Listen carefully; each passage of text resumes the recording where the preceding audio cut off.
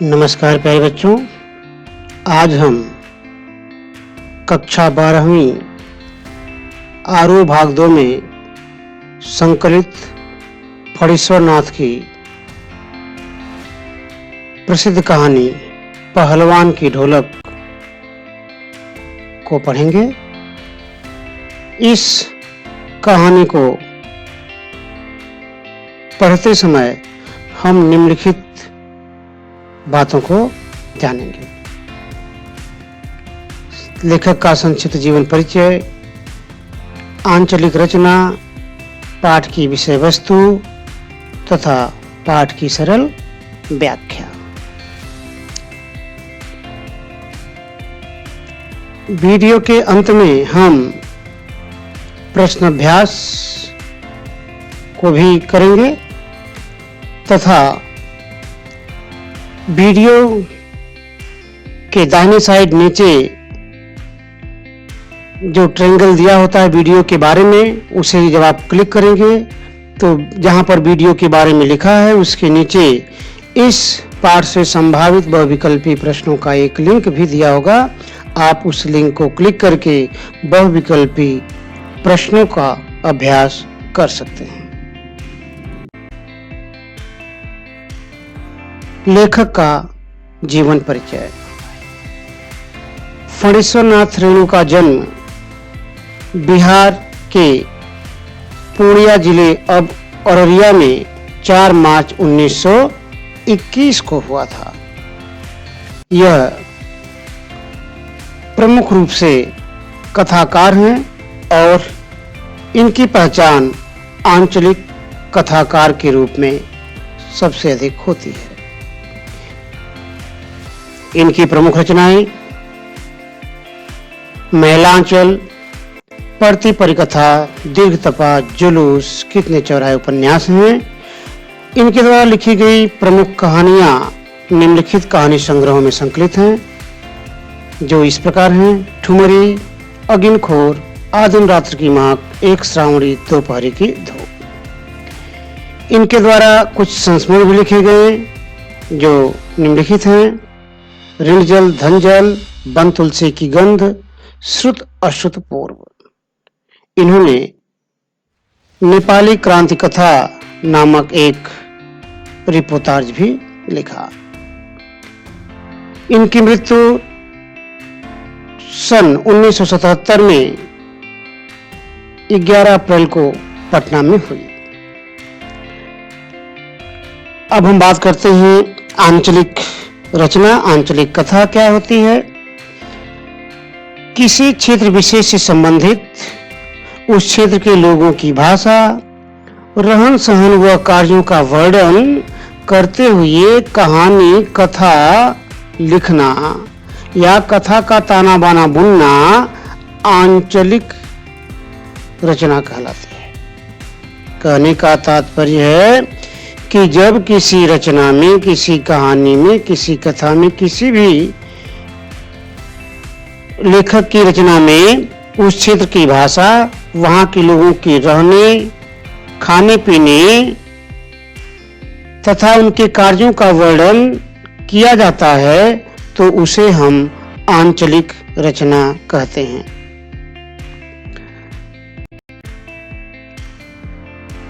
प्रस्तुत कहानी में निम्नलिखित बातों पर जोर दिया गया है। यह एक ऐसी कहानी है जो यह बताती है कि व्यवस्था बदलने पर लोक कला और लोक कलाकार अप्रासंगिक हो जाते हैं। नए शासक का सत्ता संभालना केवल व्यक्तिगत सत्ता परिवर्तन नहीं है, अपितु जमीनी पुरानी व्यवस्था के पूरी तरह बदल जाने और उस पर सभ्यता के नाम पर पूरी तरह नई व्यवस्था आरोपित होने का प्रतीक है।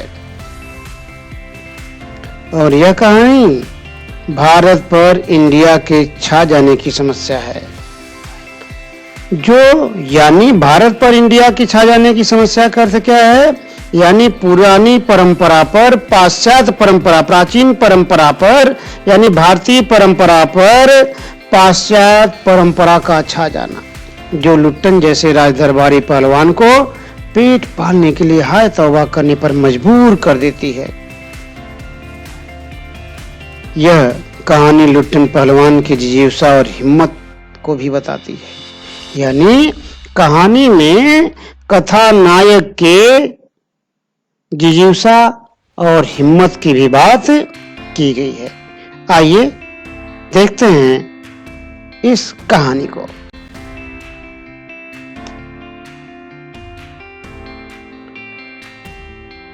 जाड़े का दिन, गांव में हैजा और मलेरिया के प्रकोप से अमावस्या की रात ठंडी और काली थी। पूरा का पूरा गांव भयार शिष्ट की तरह थर-थर कांप रहा था। पुरानी और उजड़ी हुई फूस की झोपड़ियों में अंधकार और सन्नाटे का सम्मिलित साम्राज्य था। चारों तरफ अंधेरा और निस्तब्धता, पूरी तरह से शांति फैली हुई थी। ऐसे में अंधेरी रात चुपचाप मानो आंसू बहा रही हो। तरह गांव में पहले तो अनावृष्टि यानी सूखा पड़ा, फिर हैजा और मलेरिया का प्रकोप, यानी पूरा का पूरा गांव अकाल के ग्रास में आ गया। चारों तरफ केवल सियारों का क्रंदन और पेचक की डरावनी आवाज कभी कभी शांति को अवश्य थोड़ा भंग कर देती। गांव की झोपड़ियों से केवल कराहने और कै करने की आवाज आती और कभी कभी हरि राम, हे भगवान की टेर सुनाई पड़ जाती थी। बच्चे भी कभी कभी निर्मल कमजोर कंठों से मां मां पुकार कर रो पड़ते, लेकिन इनकी आवाजों से रात की निस्तब्धता पर विशेष प्रभाव नहीं पड़ता। लेखक कहता है कि कुत्तों में परिस्थितियों को भांपने का एक विशेष अंदाज होता है, एक उनके अंदर कला होती है। वे दिन भर राग के घूरों पर गठरी की तरह सिकुड़कर मन मार कर पड़े रहते और जब रात्रि गंभीर हो जाती तो सब मिलकर एक साथ रोते। और उनके ऐसा करने से पूरे गांव में दहशत फैल जाती। रात्रि अपनी भीषणताओं के साथ चलती और उसकी सारी भीषणताओं को सिर्फ टाल ठोक कर ललकारती थी पहलवान की ढोलक।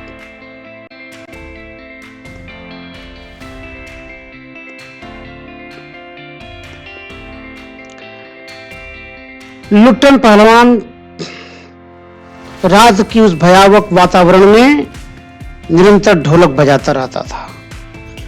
उसकी ढोलक से आवाज निकलती चटधा गिरधा चटधा गिरधा, यानी आजा भिड़ जा आजा भिड़ जा, और बीच बीच में चटाक चढ़धा यानी उठाकर पटक दे उठाकर पटक दे।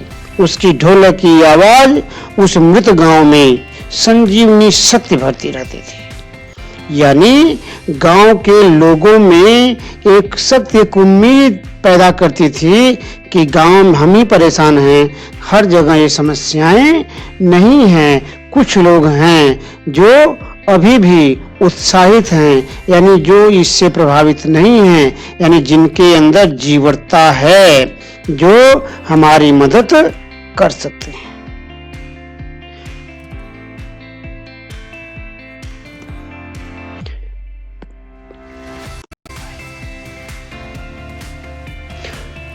लुट्टन जब छोटा था, यानी बाल्यकाल में उसका विवाह हो गया। 9 वर्ष की उम्र में माता पिता का साया सर से उठ गया तो लुट्टन का पालन पोषण उसकी विधवा सास ने किया, यानी उसके ससुर का भी देहावसान हो चुका था। बचपन में वह गाय चराता, धारोश दूध पीता, यानी ताजा दूध पीता, खूब कसरत करता। गांव के लोग उसकी सास को परेशान करते। बालक लुट्टन पर इसका इस कदर प्रभाव पड़ा कि उसके मन में बड़ा हो करके बदला लेने की भावना बलवती होने लगी और वह कसरत करने लगा और उसके इस जुनून ने उसे पहलवान बना दिया। एक बार श्यामनगर के मेले में दंगल देखने लुट्टन भी गया। यूं तो लुट्टन अपने को होल इंडिया का पहलवान मानता था, लेकिन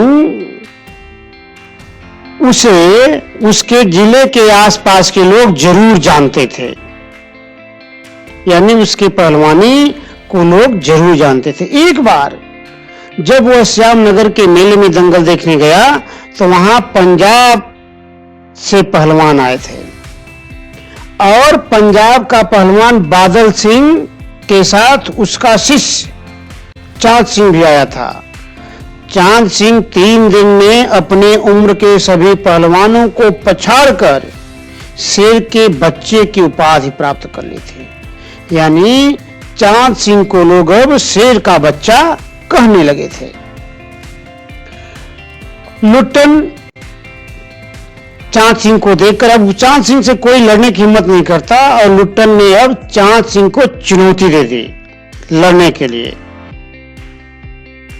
और जाकर के वह उससे भिड़ गया। जैसे ही वह उससे भिड़ा सब लोगों ने कहा पागल है क्या ये, मरा मरा। पर वाह रे बहादुर, लुट्टन बड़ी सफाई से आक्रमण को संभाल कर निकला और बाहर आ गया। राजा साहब ने कुश्ती बंद करवा दी और उसे बुलाकर 10 के नोट दे के कहा कि जाओ तुम मेला देखो। यानी राजा की समझ में आया कि वह पैसे के लिए इस कुश्ती को लड़ रहा है। राजा ने कहा जाओ मेला देखो, लेकिन उसने कहा नहीं हुजूर, मैं कुश्ती लड़ूंगा, मैं इससे कुश्ती लड़ूंगा। सबने मना किया, लेकिन उसने कहा नहीं सरकार, लड़ेंगे, हुकुम। तुम पागल हो जाओ। मैनेजर साहब से लेकर सिपाहियों तक ने धमकाया, देह में गोश्त नहीं, लड़ने चला है शेर के बच्चे से। सरकार इतना समझा रहे हैं, लेकिन उसके बार बार आग्रह करने पर जब उसने कहा दुहाई सरकार, पत्थर पर माथा पटक कर मर जाऊंगा, मिले हुकुम, वह हाथ जोड़कर गिर जाता रहा। भीड़ अधीर हो रही थी।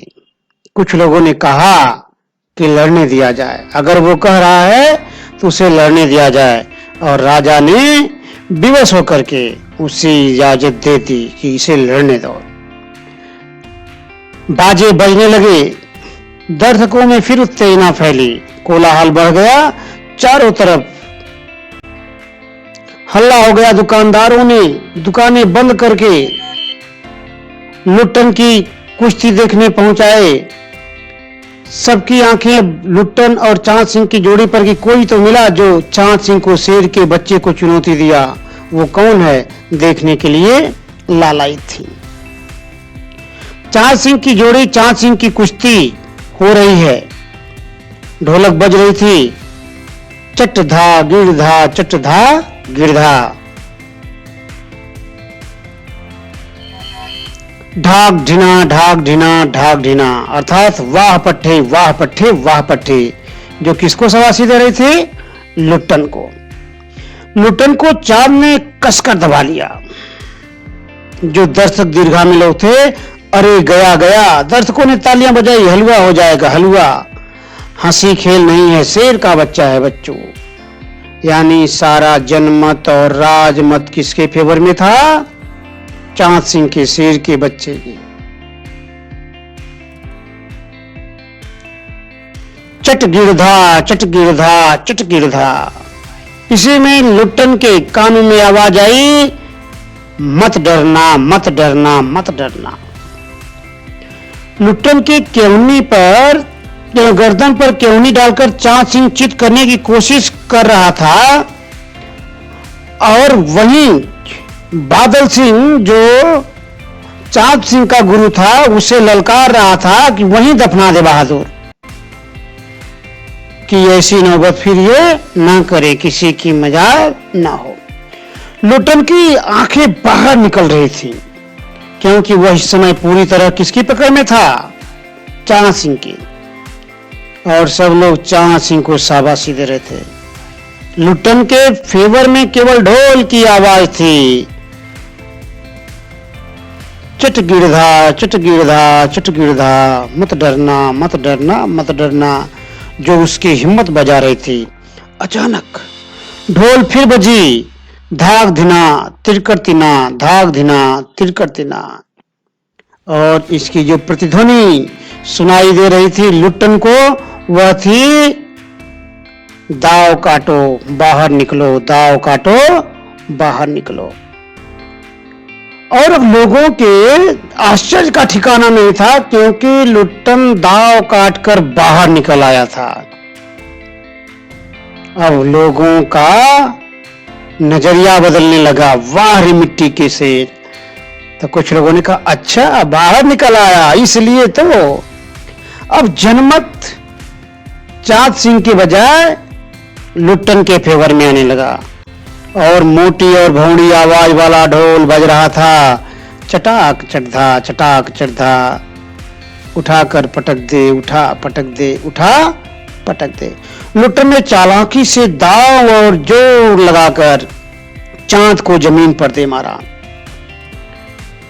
ढोलक फिर बज रही थी, धिना धिना धिक धिना, अर्थात पटकना ही नहीं पहलवानी में चित करना है, चित करो, चित करो, चित करो। लुट्टन ने अंतिम जोर लगाया, चांद सिंह चारों खाने चित हो गया। ढोलक की आवाज लुट्टन को फिर सुनाई पड़ रही थी, धा गिड़ गिड़, धा गिड़ गिड़, धा गिड़ गिड़, यानी वाह बहादुर, वाह बहादुर, वाह बहादुर। जनता यह स्थिर नहीं कर पाई कि किसकी जयकार करें क्योंकि कोई प्रसिद्ध कलाकार लुट्टन नहीं था, लुट्टन का नाम कोई नहीं जानता था। इसलिए सभी लोगों ने अपने अपने, किसी ने दुर्गा की, किसी ने महावीर की जय जयकार लगाई, लेकिन सम्मिलित स्वर में जो धुनी आई वह धुन थी जय की। सब लोगों ने एक साथ जयकारा लगाया।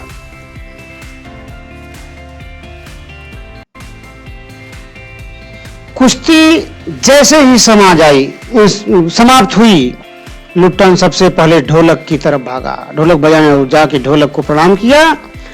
उसके बाद राजा की तरफ गया। राजा की तरफ जैसे ही बढ़ा, वो लोगों ने मना किया कि राजा साहब के कपड़े गंदे हो जाएंगे, लेकिन राजा ने उसे क्या कर लिया, अपने भुजाओं में भर लिया, आलिंगनबद्ध कर लिया और कहा कि तुमने मिट्टी की लाज रखी है।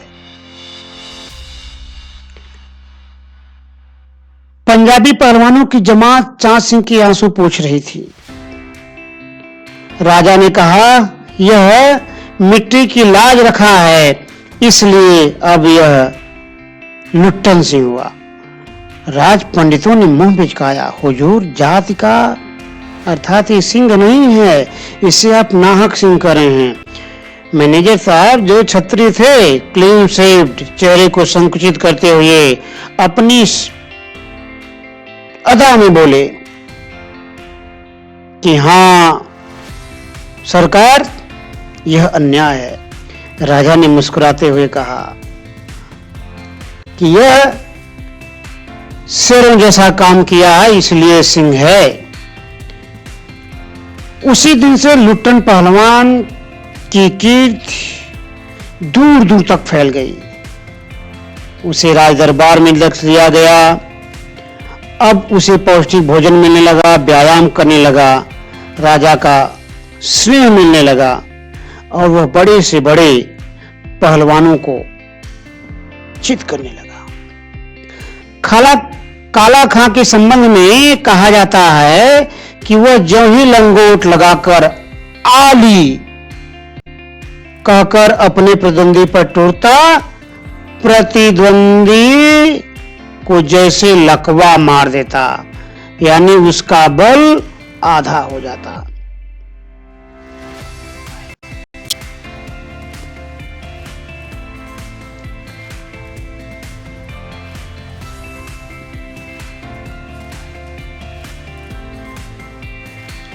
उसका बल आधा हो जाता।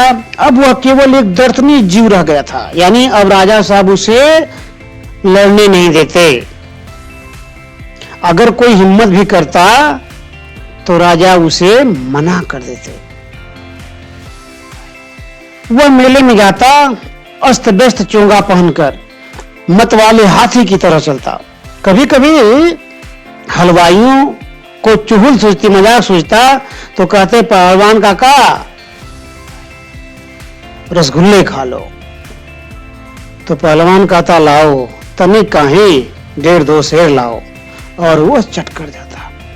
और एक बार में 8-10 पान के बीड़े यानी गिलौरियां मुंह में डाल लेता, और जब पान खाता तो उसके ठुड्डे पूरी तरह से पान से भीगते हुए उसके कपड़े को भी भिगो देती। वह बच्चों जैसी हरकत करता, आंखों पर रंगीन चश्मा लगाता, हाथ में खिलौने नचाता और मुंह में पीतल की सीटी रखकर बजाता। यानी शारीरिक विकास तो हुआ था, लेकिन मानसिक विकास उसका उतना नहीं हुआ। राज दरबार में रहते हुए इस तरह से उसे 15 वर्ष बीत गए। इस बीच उसकी सास तो मरी ही, पत्नी भी 2 सुंदर हृष्ट-पुष्ट पहलवान पुत्रों को जन्म देकर स्वर्ग सिधार गई। इन दोनों बच्चों को लोग देखकर कहते कि ये दोनों पहलवानी में बाप से भी आगे निकलेंगे। लुट्टन अपने बेटों को पहलवानी के गुण सिखाता और कहता, मेरा गुरु कोई आदमी नहीं समझे, ये ढोलक है, इसलिए जब भी अखाड़े में उतरने से पहले ढोलक को प्रणाम करना। वह दोपहर में खाली समय में अपने बच्चों को यानी बेटों को लोक व्यवहार की बातें बताता, किस तरह से राजा को, बड़े लोगों को खुश करना है, किस तरह कैसे व्यवहार करने हैं, उन सब की शिक्षा वह अपने बेटों को देता।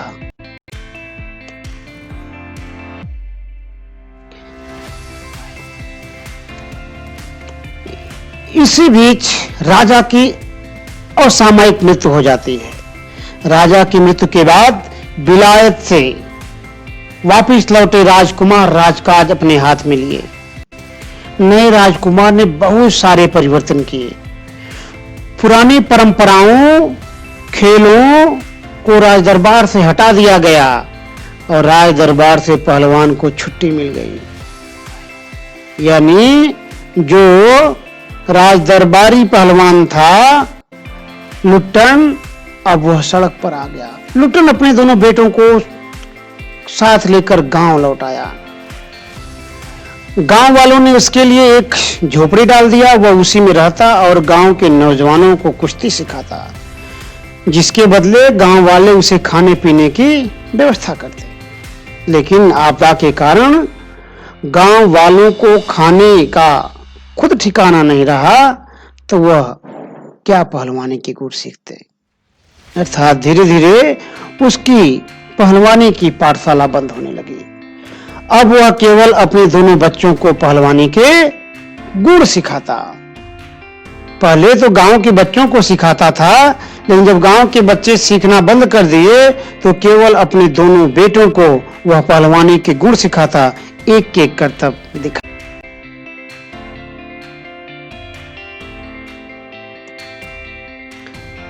गांव में संकट आने पर पूरा गांव प्रभावित हुआ। घर के घर खाली होने लगे, रोज मौतें होने लगी।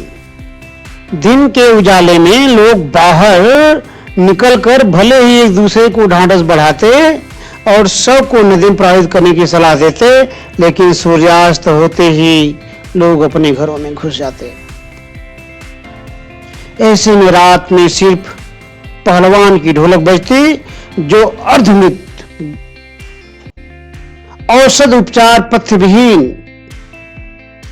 गांव वासियों में संजीवनी का काम करती, उम्मीद की रेखा दिखाई देती।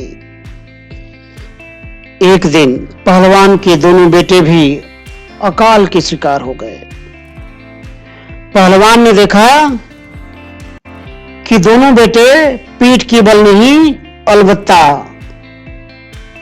पेट के बल मरे पड़े हैं, और एक ने तो मुंह मुट्ठी में और मुंह में मिट्टी लगाया हुआ था, यानी भरा हुआ था कि जो हार नहीं माना, भूख से लड़ते लड़ते मरा है। पहलवान ने एक लंबी सांस लेकर कहा, दोनों बहादुर गिर पड़े। उस दिन पहलवान ने श्यामनगर के राजा द्वारा दी गई रेशमी जांघियां पहनी, शरीर में मिट्टी लगाई, कसरत की और फिर मृत दोनों बेटों को कंधों पर रखकर नदी में प्रवाहित कराया, और फिर उसी धुन में ढोल बजाने लगा, यानी गांव में संजीवनी भरना शुरू कर दिया। 4-5 दिनों बाद जब ढोलक की आवाज नहीं सुनाई पड़ी, तब सुबह जाकर शिष्य ने देखा गुरु का शव चित पड़ा है। एक शिष्य ने भावुक होते हुए कहा कि गुरु ने इच्छा प्रकट की थी कि उनके शव को चिता पर पेट के बल लिटाया जाए, पीठ के बल नहीं, क्योंकि वह जीवन में कभी हारे नहीं थे। और इतना कहकर वह रो दिया।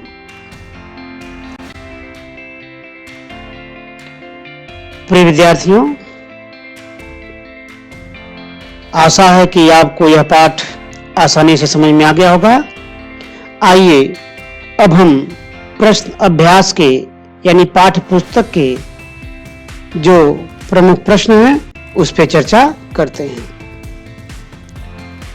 पहला प्रश्न, कुश्ती के समय ढोल की आवाज और लुट्टन के दाव पेच में क्या तालमेल था? पाठ में आए ध्वन्यात्मक शब्द और ढोल की आवाज आपके मन में कैसी धुन पैदा करते हैं, उन्हें शब्द दीजिए। तो उत्तर होगा, लुट्टन ढोल की आवाज के प्रति बहुत अधिक संवेदनशील था। ढोल की एक एक थाप उसे कुश्ती के दांव पेच सिखाती थी। ढोल से निकली ध्वनियां उसे निम्नलिखित तरह समझ आती थी। जैसे जब ढोल से निकलता चट धा गिड़ धा, तो वह उसका अर्थ लेता आ जा भीड़ जा।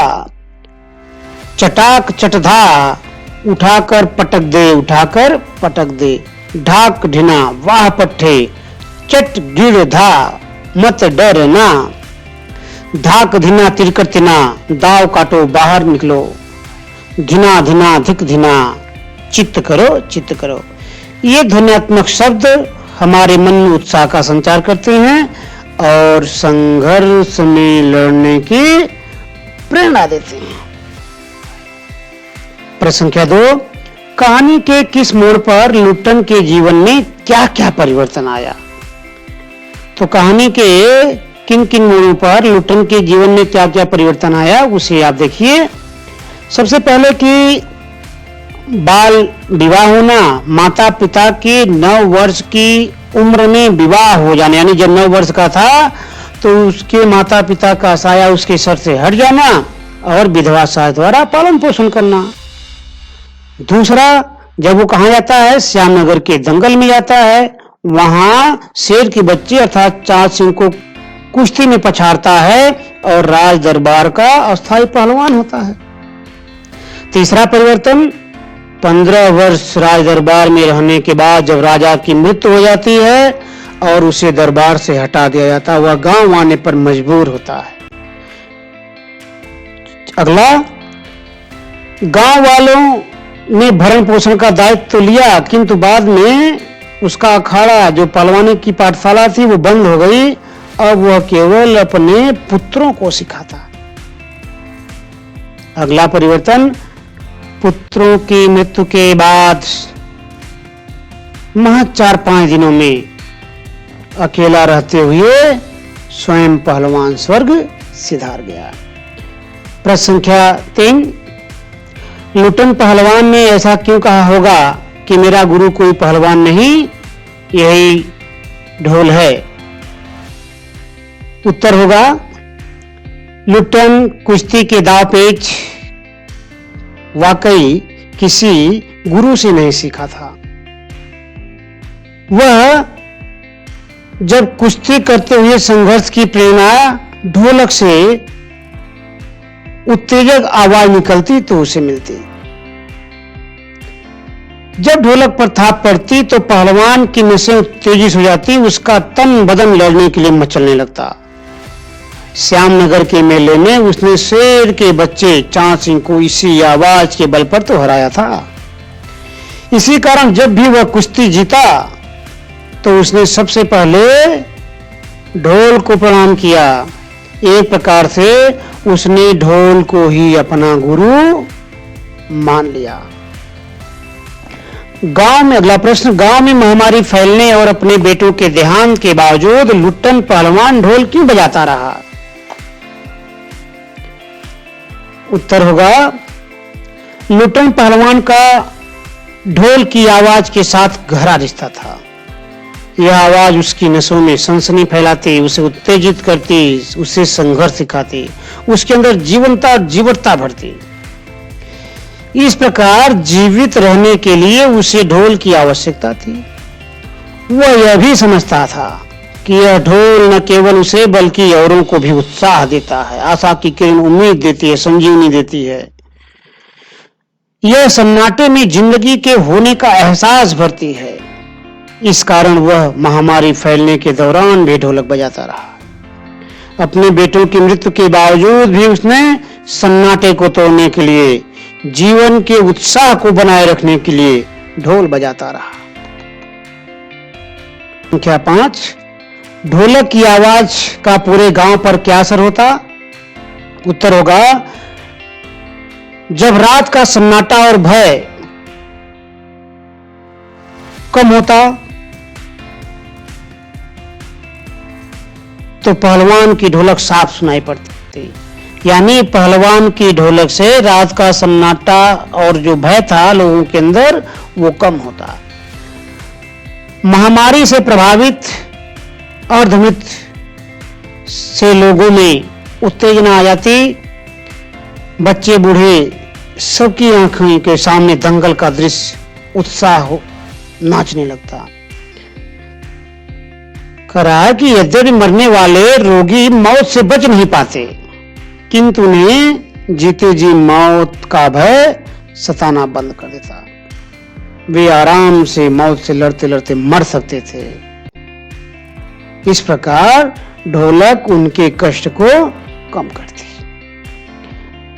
प्रश्न संख्या 6, महामारी फैलने के बाद गांव में सूर्योदय और सूर्यास्त के दृश्य में क्या अंतर होता? करा जब महामारी फैली तो सूर्योदय और सूर्यास्त के बाद नजारे बिल्कुल अलग होते। सूर्योदय के पश्चात लोग घरों से निकलते, दूसरे की हालचाल लेते, थोड़ा ढाढ़स बधाते, सांत्वना देते, थोड़ा उत्साहमय होते। लेकिन जैसे ही सूर्यास्त होता सब अपनी अपनी झोपड़ियों में चले जाते। कहीं से चू तक की आवाज नहीं आते, मानो सबके बोलने की शक्ति समाप्त हो गई हो। यहां तक कि माताएं अपने दम तोड़ते पुत्र को बेटा तक नहीं कह पाती। प्रश्न संख्या 7, कुश्ती का दंगल पहले लोगों और राजाओं का प्रिय शौक हुआ करता था। पहलवानों को राजा एवं लोगों द्वारा विशेष सम्मान दिया जाता था। अब ऐसी स्थिति क्यों नहीं है? तो कह रहा है कि पहले कुश्ती या दंगल कराना लोगों का और राजाओं का प्रिय शौक हुआ करता था। राजा और अन्य लोग पहलवानों को विशेष सम्मान दिया करते थे। अब ऐसा नहीं है। इसकी जगह अब किन खेलों ने स्थान ले लिया है? तो कह रहा है कि अब पहले का उत्तर है कि ऐसा इसलिए नहीं है क्योंकि इसके जगह पर नए नए खेल प्रचलित हो गए हैं। दूसरा, किन खेलों ने स्थान लिया है? तो क्रिकेट, बैडमिंटन, वॉलीबॉल, घुड़सवारी, टेनिस आदि।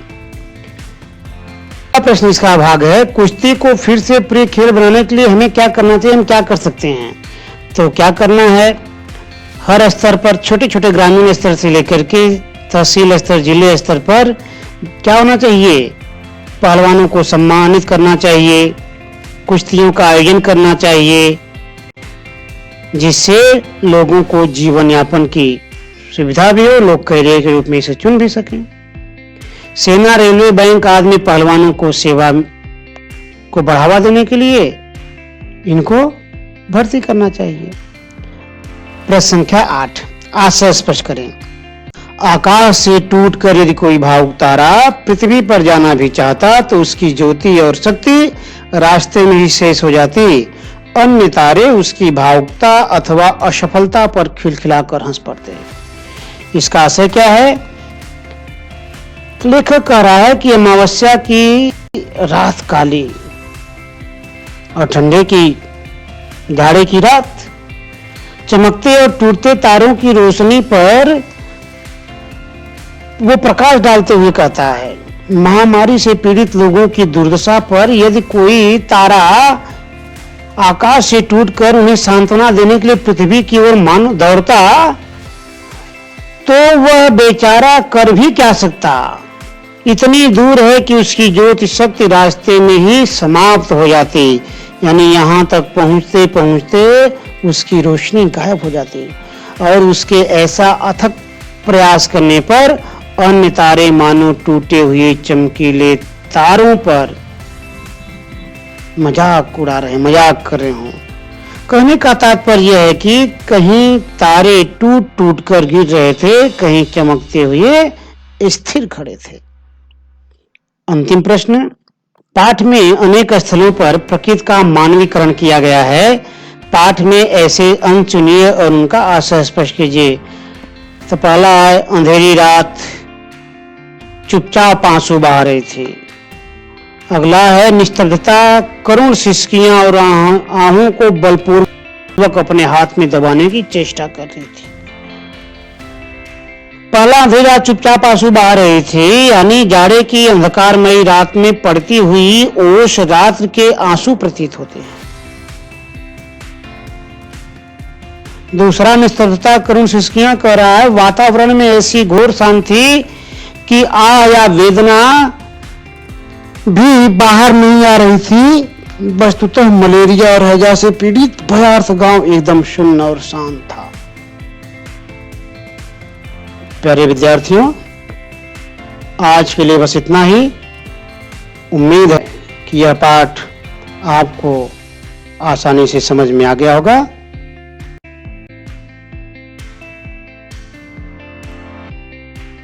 प्रिय विद्यार्थियों, जैसा कि आपसे कहा गया था कि वीडियो के अंत में आपको पाठ से संभावित बहुविकल्पीय प्रश्नों का एक लिंक दिया जाएगा। वह लिंक आप वीडियो के नीचे जो राइट साइड में एक ट्रायंगल छोटा सा बना होता है उसको क्लिक करने की, जहाँ पर वीडियो के बारे में होता है, वहाँ से आप जा करके उसे प्राप्त कर सकते हैं। और हम उस लिंक को यहाँ पर भी दिखा रहे हैं, आप यहाँ से भी नोट कर सकते हैं। इस बहुविकल्पीय प्रश्नों को बनाने में पूरा सहयोग दिया है हमारे मित्र डॉक्टर राजेंद्र कुमार, हिंदी केंद्रीय विद्यालय अम्बाला कैंट। निश्चित ही यह प्रश्न आपको आगामी परीक्षा के मद्देनजर बहुत ही लाभप्रद होंगे। आप वीडियो को ध्यान से देखें, इसके लिए बहुत बहुत धन्यवाद। और आगे इस तरह की वीडियो को देखने के लिए चैनल को लाइक, शेयर और सब्सक्राइब जरूर करें। बहुत बहुत धन्यवाद।